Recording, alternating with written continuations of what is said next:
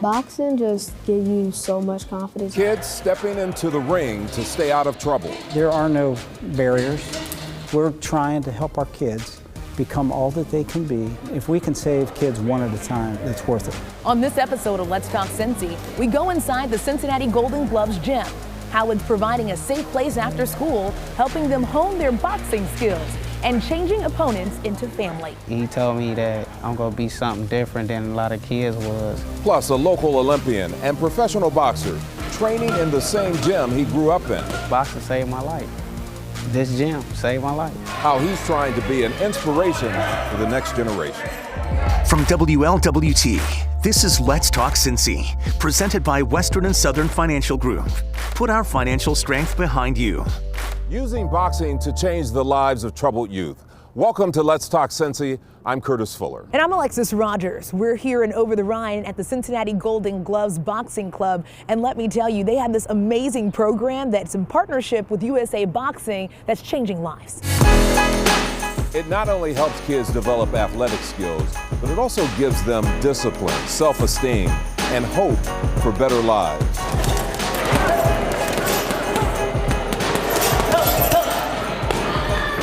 It's history. As soon as you walk in, you got, from the old to the new boxers. Buddy had, been in boxing over 60 years. Started out in about the 50s with one little gym over in the Finley Street neighborhood house. And the YMCA had a program over there for a while, and then we'd outgrow it, and we moved into another quarters. My dad's a promoter, so everything you see here, he had his hands on and he designed. He's always been a boxing fan. He's had posters and Muhammad Ali collection and everything. This ring that we're in was Ezra Charles's ring. And this ring was in the old Cincinnati Gardens, and he fought all of his major fights that he fought in Cincinnati in this ring. We were fortunate enough to acquire it when they tore down the Cincinnati Gardens building. There's so much history in this building, in this neighborhood, in Cincinnati, and it's all kind of reflected in this gym.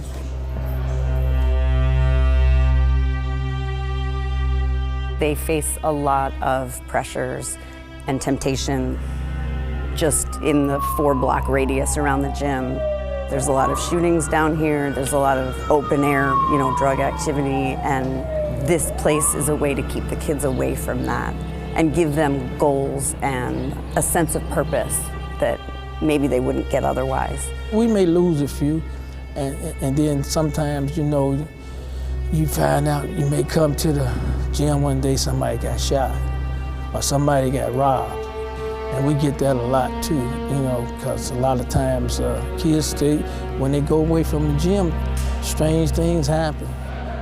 Family is very important, and ultimately our company likes to support the development of youth. That's sort of the sweet spot of everything we do, is if we're helping educate children or teach them through athletics or some experience that can help them be disciplined and help them set goals for themselves. That's all good stuff.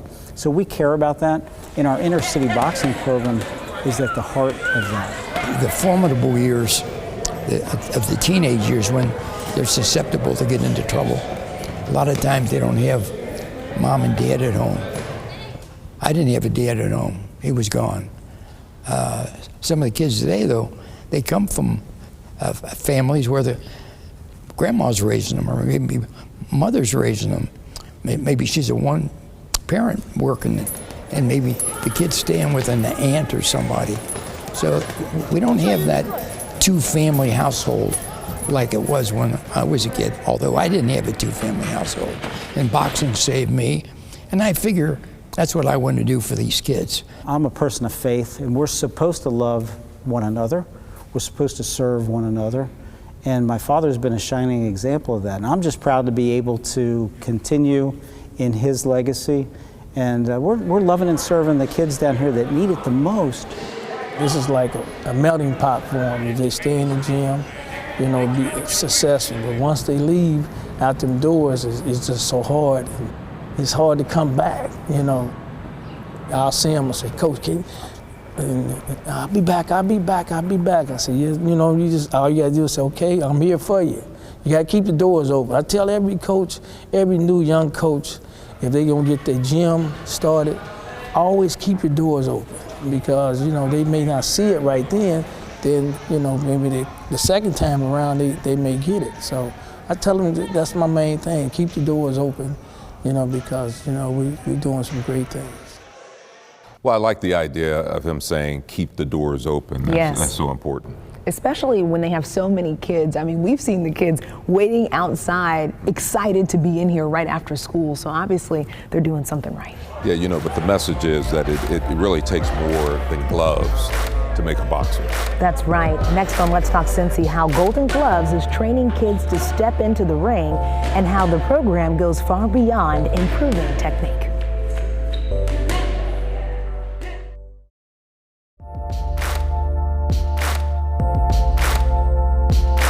You know, Curtis, what I love about boxing is it has a reach that other sports just don't, whether we're talking about troubled kids or kids coming from single parent homes or even kids who have everything. It touches them in a special place. Yeah, and what's so good about a program like this is that it teaches them how to fight, but when they're outside and they're faced with the choice of putting up their fists, they have the confidence to walk away.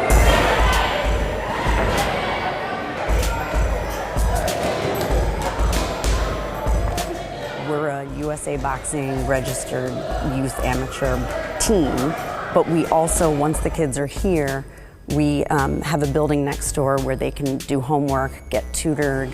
We have food donated from the Children's Hunger Alliance, so every evening, even if the kids aren't boxing, they can come and get a hot meal for free next door. It's so good. Sometimes the kid, you know, he may not go home and eat right away, you know, and the food might be ready, because it's a one parent. Some of them got one parent, and, you know, the parent may be working.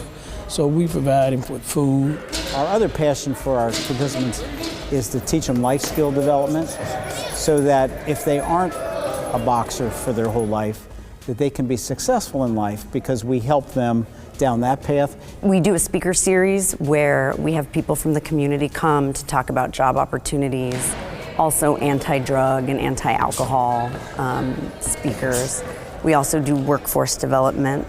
We'll help anybody in this gym get a job, or their parents. We want to help the kids in any way that we can. As a kid, like, it's a big stage of bullying going on, so boxing just gives you so much confidence. It's like nobody can mess with you no more. It's just like if somebody messes with you, you know you can do something to them, but at the same time, when you box, your hands become a weapon, so you don't touch nobody, none of that. You learn to be a leader and self-sustaining. You know, I'm gonna do it myself. Ain't nobody gonna come in here and fight, and nobody gonna take the punches. You're gonna take the punches, but you don't wanna get hit.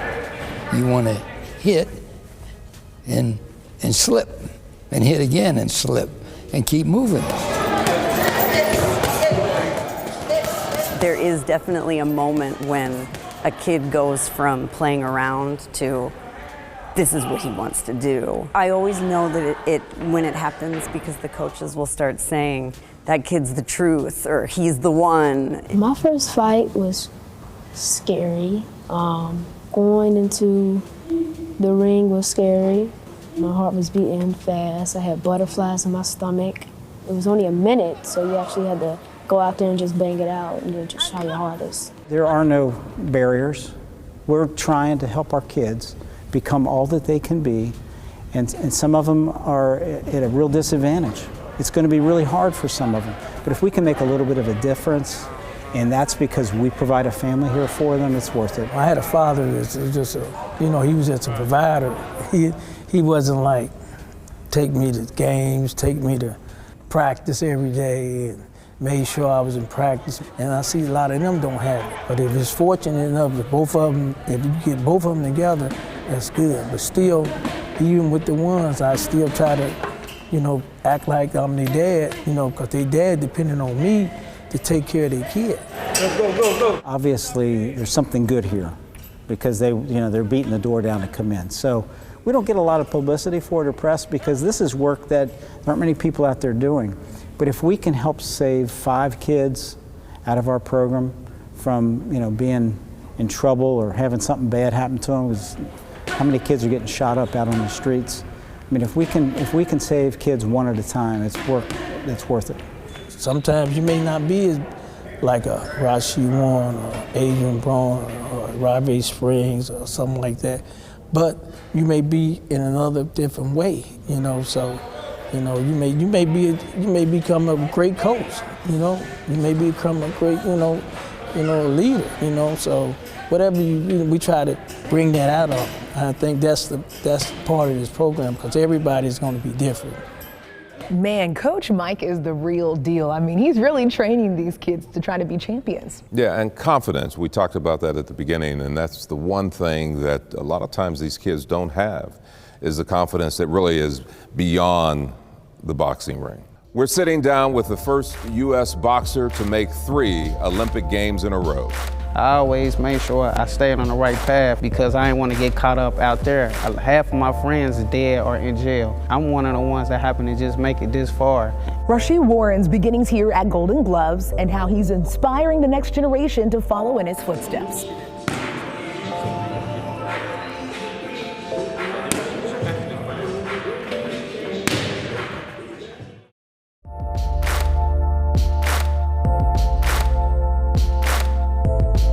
Welcome back to Let's Talk Cincy.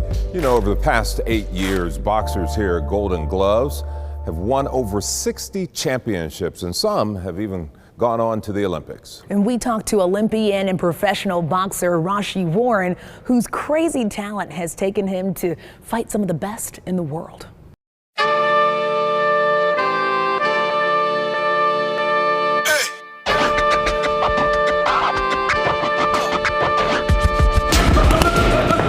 I started when I was 5 years old, had my first fight when I was 8.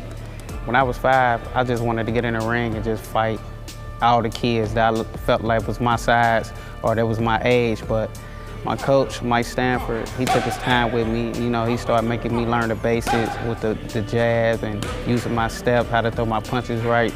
Because I just wanted to just go in there and just fight like I was on the streets or something. That was something I had to challenge myself because I was always overwhelmed, like ready to get in the ring, just ready to just let my punches go. So when I was 5 years old up to when I was 8, because you compete when you're 8 years old, I learned all the bases, and then once it was time for me to fight, I probably went like 45-0. I was 8 years old. It was this guy from Columbus. My gloves came from my wrist all the way down to my elbows because they were so big, and my mom was complaining about the guy who I was fighting. He had a little height over me. She was like, no, he don't need to be fighting him, it's too much. My coach and my brother was telling her, just, you know, calm down, just watch him, like, just watch. When the bell rang, you're gonna see what's going on, because I was ready, you know. So as soon as the bell rang, I just came out there and just started throwing punches and bunches, just landing punches, because we ain't really had that long in the ring, just a minute every 3 rounds. So I went in there and made sure I did what I had to do, and I had won my first fight. And ever since then, my mom was like, okay, I'm with it. When I walked in the gym, like I said, I was very excited to, you know, fight a lot of kids and get in there and fight. And he kept me calm, made sure I relaxed, and he told me that I'm gonna be something different than a lot of kids was, because not only that I paid attention, but I was always up under him. Like, I just was, everywhere he moved, I was moving. Like, anything he thought of doing, I made sure I was right there to see what he was doing. And I always wanted him to be a part of my life, no matter what it is. For me graduating, for me going to the Olympics, me turning professional, me winning the titles. Even when I wanted to play other sports, he was probably mad about it, but he was definitely there to support me when I was playing basketball. And when he walked in that basketball gym, when I was playing point guard, that's all it was like I seen my father. I started going crazy, scoring points, make sure I was doing what I had to do, you know, just let him know that I could play this sport too. Like I say, I look at him as a father. You know, this was a home away from home, you know, because I came up in a rough neighborhood, and it's a lot of distractions in the neighborhood like that. You know, you tend to fall into them distractions if you're not focused. And my mom and my brother made sure that I stayed on the right path, and I like the winning. So when I felt like I lost or something, I go right to the gym where I'm comfortable at, and I let all my anger out. I let, you know, my frustration out, or even I've had a girlfriend at the time, she probably broke my heart. My mom told me just come to the gym, take my problems out on the gym, and this became home for me. So this home away from home. I feel like my teenager years it was real tough for me because I had to, you know, go to school and I had to be on the Olympic team at the time in 2004. So it was a lot on my head because my brothers, they was getting incarcerated. They ended up going to do 10 years at the time. Like they out now, and one of them which is Stevie Warren. He's my personal trainer, but at that time when he was going to get incarcerated due to 10 years, my coach said something to me that clicked with me, told me that like you could make this Olympic team. When you make this Olympic team, you're gonna be the youngest that ever made it. It's time to take advantage. It's time to become a man. And I didn't even know at that time. At 16, becoming a man, I still wanted to go, you know, do kid stuff, have fun. But like I said, I made the Olympic team, and it was like, oh wow, like I did it. Like let's go, like, and it stuck with me for the whole time.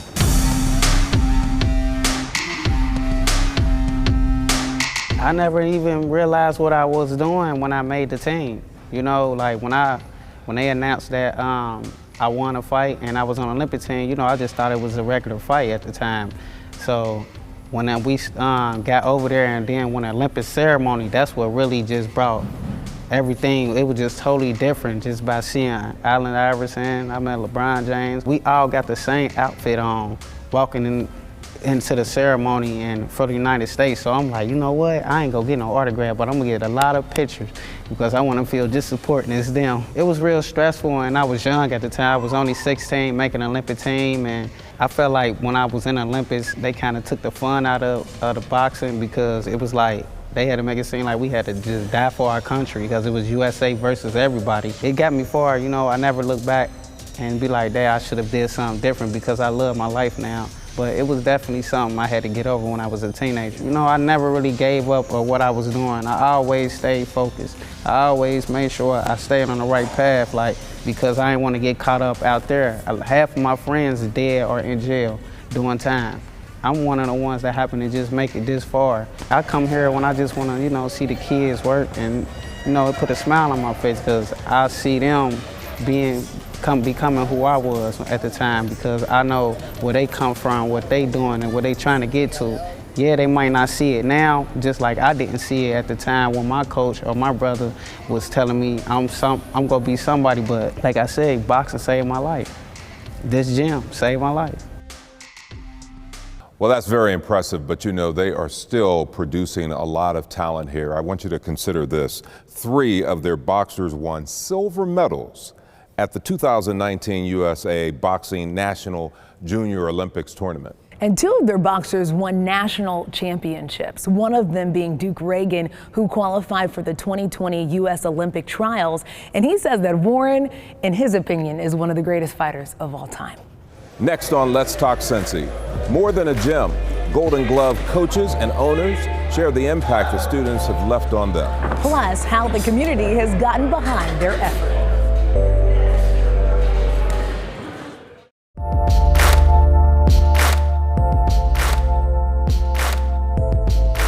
Creating a program like the one here at Cincinnati Golden Gloves Gym takes a whole lot of blood, sweat, and tears. But you know, for the coaches and the owners, it's really about what these students become that makes it all worth the battle. I think that places like this are steps in the right direction. I mean, I think a lot of the problems that the kids run into come from feeling disconnected and like they don't have any support system from society at large. And so here's their proof that they have a support system and there are people that care about them. I think places like this are part of the solution. There's a lot of companies that when they see programs that nobody's getting big salaries out of this. If you looked at our books, we're not top heavy. The city's been good to us, helping us with various properties from recreation, where our budget, we never could afford it. My company donates.